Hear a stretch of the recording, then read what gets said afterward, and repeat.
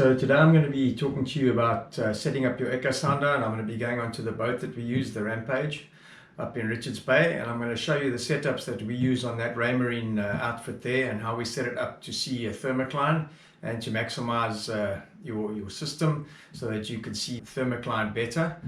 And then I'm going to go on to showing you the first day at sea and how that all worked out. I'm also going to show you a bit of the current and what it looked like before we got up there. And then as we go through the videos down the line for the rest of the period, we were up there for 10 to 14 days. I'll show you how the system changed and how dynamic the system is, and how the southwesterlies affected the water, and how it changed where we worked over the period. I'm going to go through some of the important setups of your echo sounder when looking for thermocline. I'm going to have to go onto the fish finder.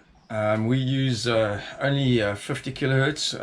This is a chirp echo sounder, but I found that the chirp setup is it's just too sensitive. It picks up too much readings, and we found it much better to work on 48 kilohertz or 50 kilohertz or 60 on low frequency, straight low frequency, no chirp, which is crazy because you spend so much on this echo sounder and then not to use it. But that's what I found works best for us on this system. This is obviously a Raymarine system. You can see we're on 50 kilohertz there. Obviously there's a whole lot of choices. I can go into chirp, etc.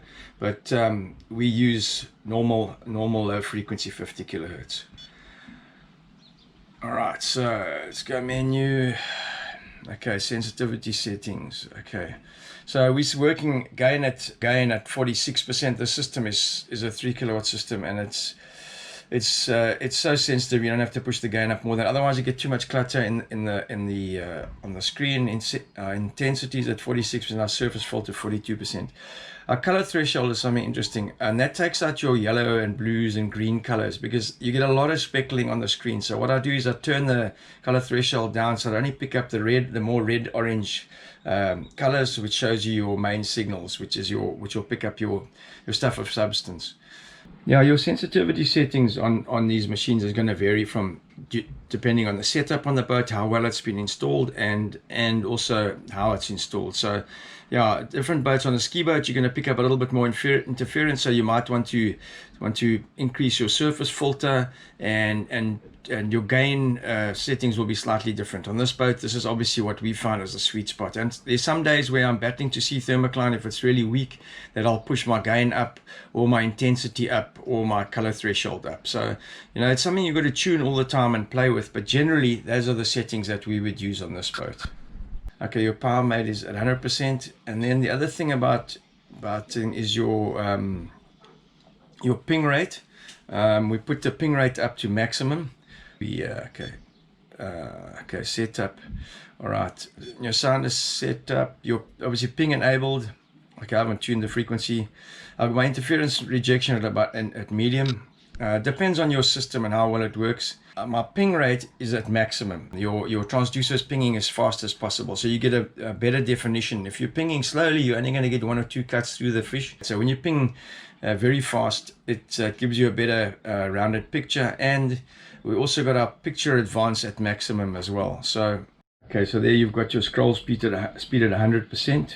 The reason why we do that is to stretch your signal, so it gives you a longer signal. So if you have a fish, it'll give you an arc, and it stretches the signal a bit bigger. If you advance your screen slowly, it stands still. Then you get more of a blob feature on your echo, and not a stretched signal. So I use a color palette of blue. Some of the guys use white, and I just find this gives you a more realistic view of it. A blue background palette.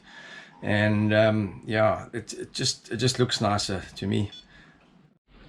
Now, a lot of what you do on your echo sounder is personal preference, and every single unit will differ. They've also got different menus, but yeah, it's just a matter of playing with each one of them. And what you really have to do is to go out and play around with the settings until you find the sweet spot on your echo sounder. And it also depends on the setup of the transducer and things like that in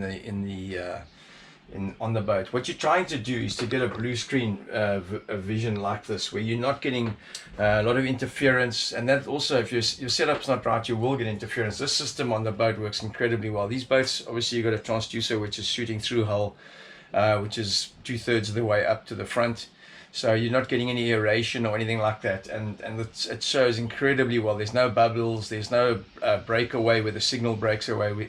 The boat that we were up in Sodwana on for the bullfish just had an installation done in the rear, actually in the extension mounts on the back of the boat, yeah, it had a lot of breakaway where there were gaps in the signal, plus the fact that it was so close to the motors produced a lot of interference, and the moment you started to go up on the revs, it blanks the picture out with interference, and there's no ways you can set the echo sounder to filter for disturbance and then drop your gain, because the moment you're doing that, you're losing the picture, and you need to be able to see as much as you can with this little adjustment on the watering down of the signal. So you want to have max signal with as little interference. Your setup has got to be right to get it to give you a really good picture.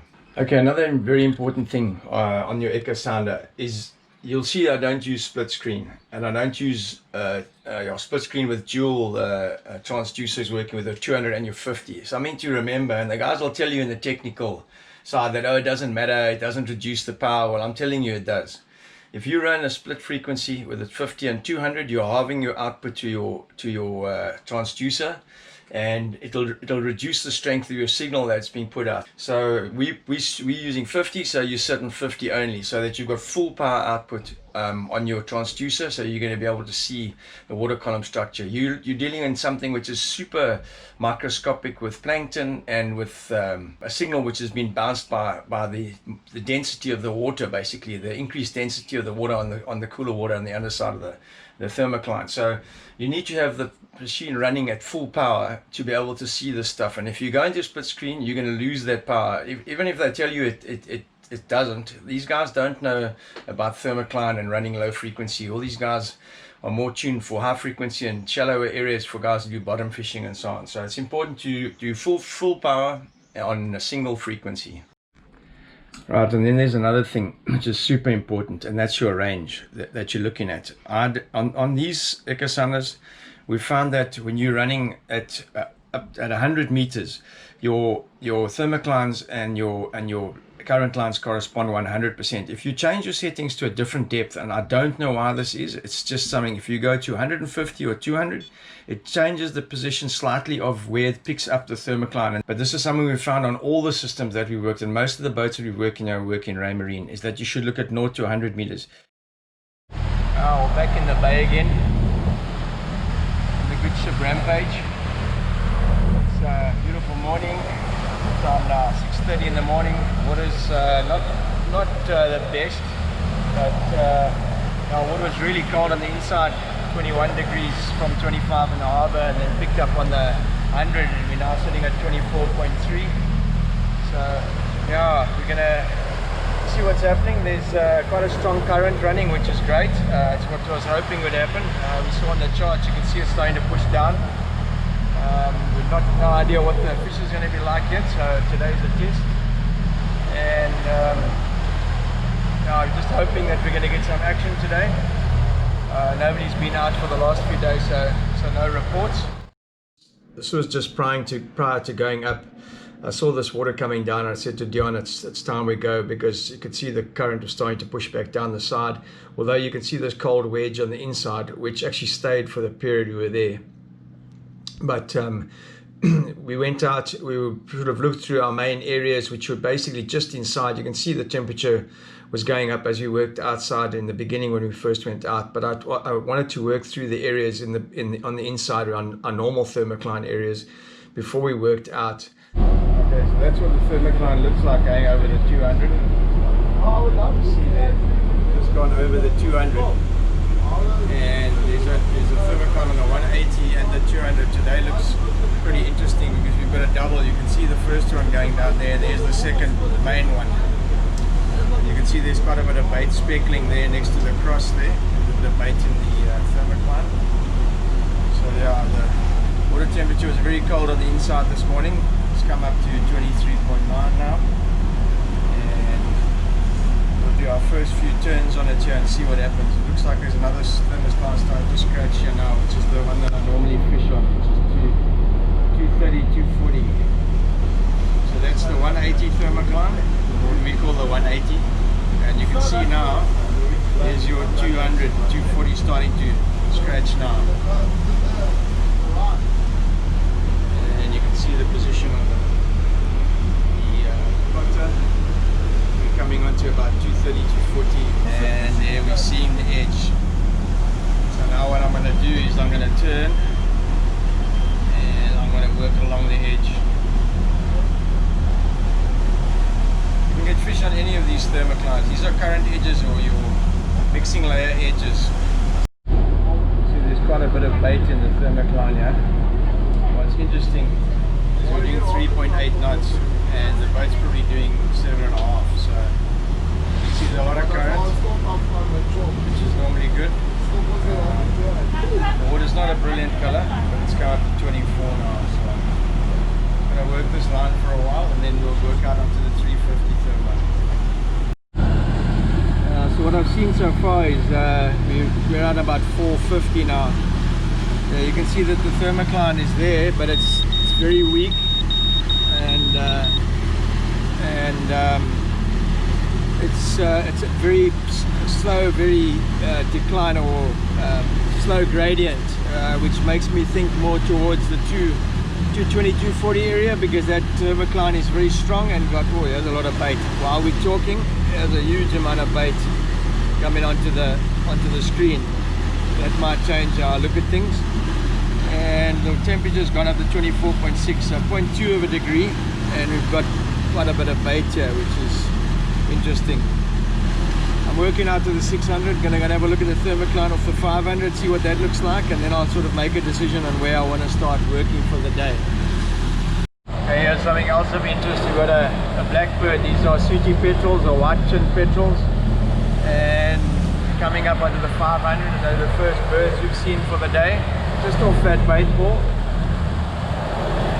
So yeah, there's a couple more signs that there's another bird flying over there, so a couple more signs that there's a bit more life on the outside.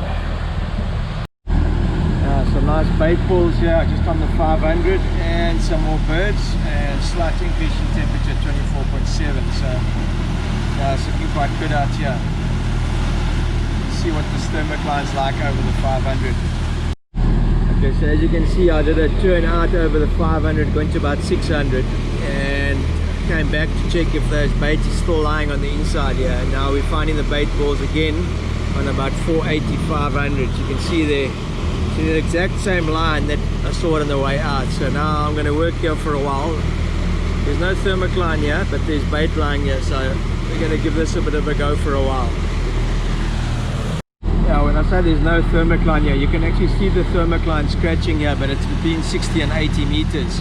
And that's obviously your thermal mixing layer with a lot of plankton and stuff in the top there. But that bait's lying in about 60 meters depth, with the thermocline at about 60 to 80 meters. So let's see if it brings something.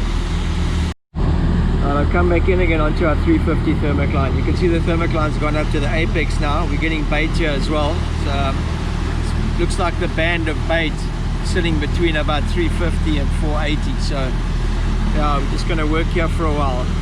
See, one of the boats looked like they got a Dorado or something here now next to us. On the apex of the 350 thermocline, a hell of a lot of bait here. I've just turned to start working back a bit. Incredible amount of bait here. I haven't seen it like this here for a long time. I hope we get some action. When we were coming up, we were doing 3.8 knots. I've turned down the current, we're doing 11.2. So yeah, a lot of current. Got a good 3-4 knots of current running here. A lot of bait. Another big piece there. Unbelievable. I spotted this current lines on the inside. This is on about the 240 here, which is where we started off, where I said that thermocline was so strong on the way out. And yeah, there's a nice current line, and there's another one on about 180, 200 there. So yeah, I'm going to run this one for a while and see what happens.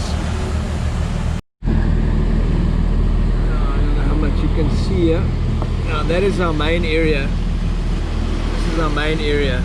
And what we've got underneath here is there's actually a ridge. There's an undersea ridge here.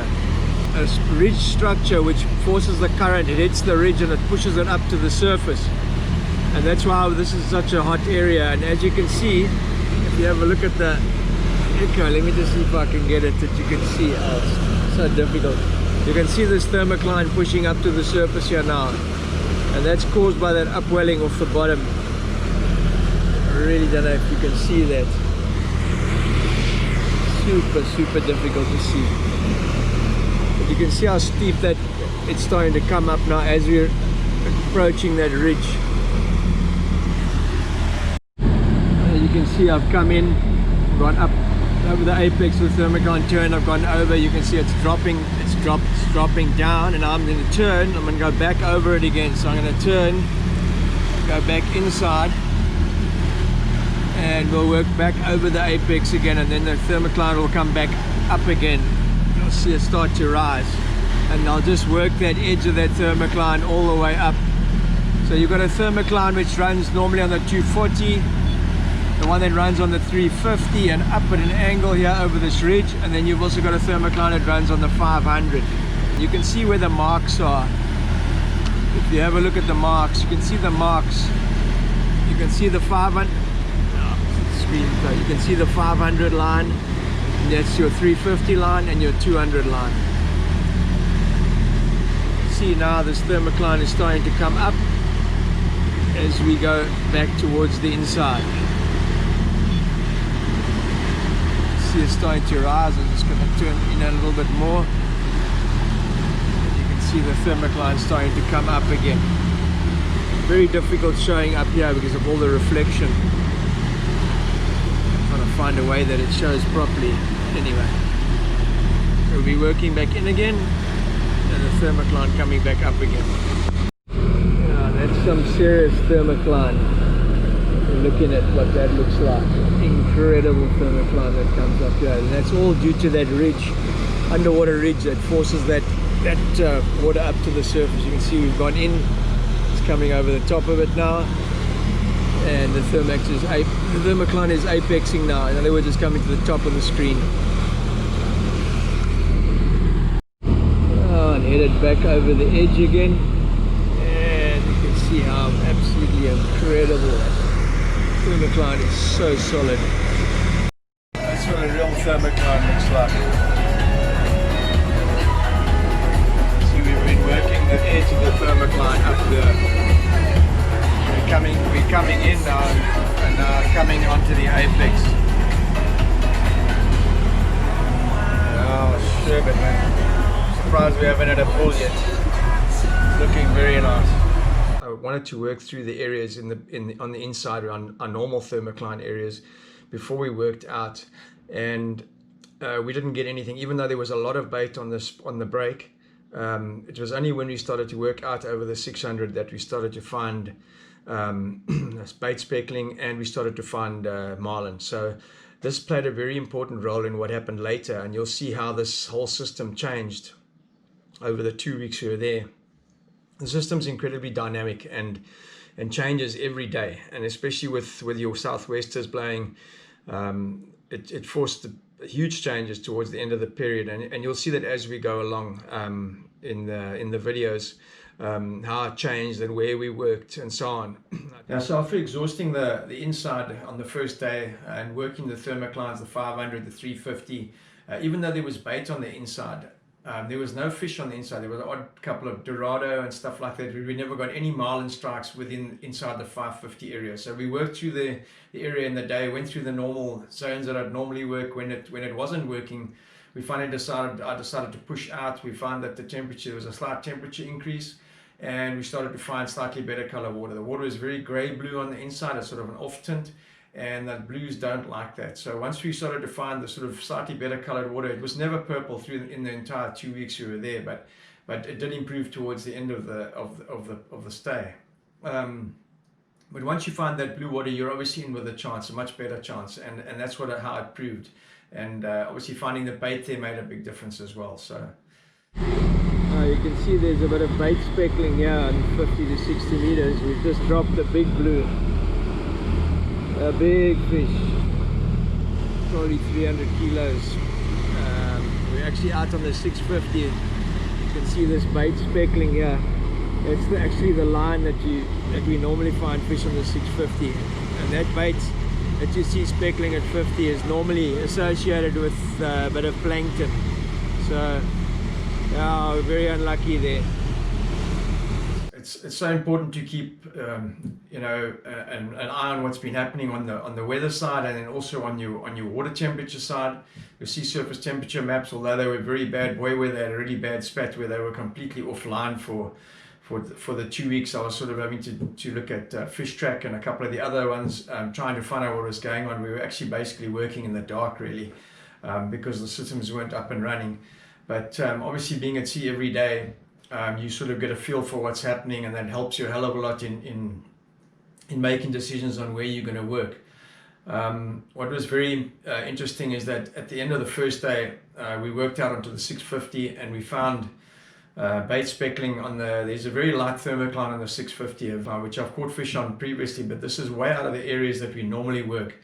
But there was a nice bait line, which sort of a band of bait, which is probably about 50 meters wide, which I started to work and which started to produce results. And that turned out to be super important for the rest of the period we were there, even though as this current moved in the first few days, I was actually sort of swayed off the line and went back inside, because we did get a few fish on our normal 350 and 500 thermocline.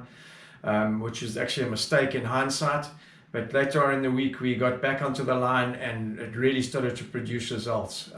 I don't normally fish in these areas, and it's actually has been a very unusual period up there. The water was probably the worst I've ever seen it up at Richards Bay over this December period. We've normally got good current and good water inshore. This year it's been absolutely turned upside down with the southwesters. Not that we had big southwesters, but they were enough to push the current out, to bring a big counter current up the inside and force the current deep, and made it really difficult and took the fish completely out of our area. So we were working much deeper than I've ever worked. In fact, in all the 20 years, I don't think I've ever worked these depths at this time of the year. So I wanted to show you how these thermoclines work and how absolutely effective they are for catching fish. But unfortunately, the water wouldn't push in over the area, and the fish didn't move into the area. So we had to make a plan, and we're obviously working deeper. Although we were working on a light thermocline, it wasn't exactly the setup I was hoping for. Yeah, in the next video, I'm going to be showing you what happened on the days after the first day, and you'll see how we started to move. We moved inside at first, and then we moved outside back onto the 650 line, and how important that line was, and how that line actually shifted through the days. So yeah, in the next video we'll have a look at the actual fishing at sea. I won't be concentrating so much on the thermoclines and so on, and we'll show you how it all worked out, and also some footage of the fish that we caught. Well, I hope you guys have enjoyed the chat on thermocline and the setup and how we see it. Yeah, if you're enjoying it, tell your mates, get them to subscribe, and check out what we've got coming down the line. See you next time.